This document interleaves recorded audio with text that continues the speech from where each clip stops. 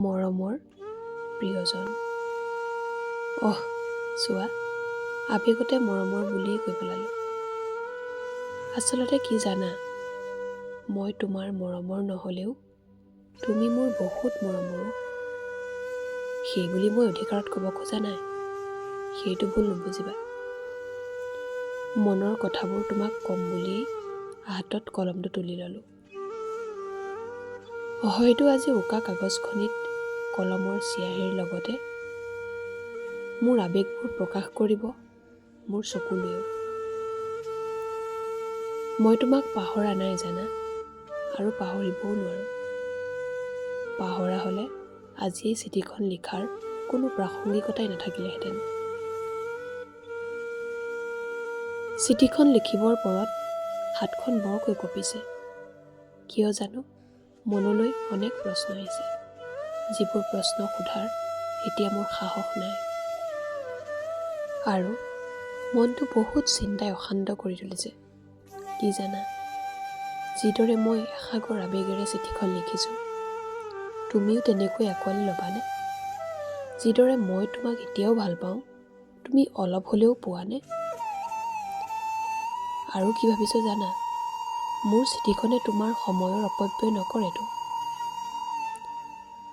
আচলতে মই মোৰ চিঠিখন তুমি অচিনাকি কোনোবাই দিয়া বুলি হাতত তুলি ল'লেও বহুত সুখী হ'ম। আজি তোমালৈ বৰকৈ মনত পৰিছে জানা। অৱশ্যে তুমি মোৰ বাবে এটা দৈনিক কাৰ্যসূচীৰ দৰে, যিটোক মই এৰাই চলিব নোৱাৰোঁ।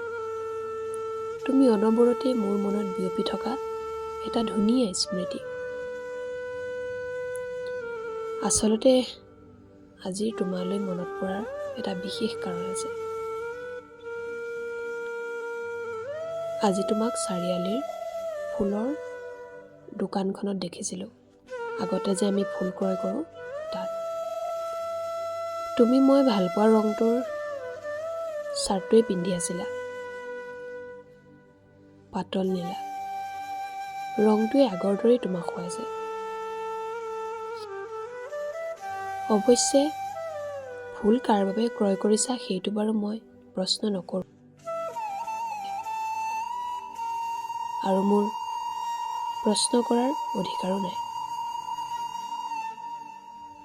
তোমাৰ মনত আছেনে, এবাৰ সুধিছিলা মোক, মই তোমাৰ সদায় হৈ থাকিমনে?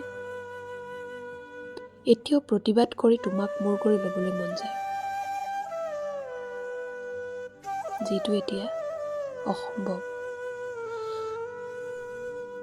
তোমাক চোৱাৰ হেঁপাহেৰে সদায় ৰৈ থাকিম। অযুত মৰম দি আজিলৈ বিদায়। ইতি তুমি এসময়ত মোৰ বুলি সম্বোধন কৰা গৰাকী।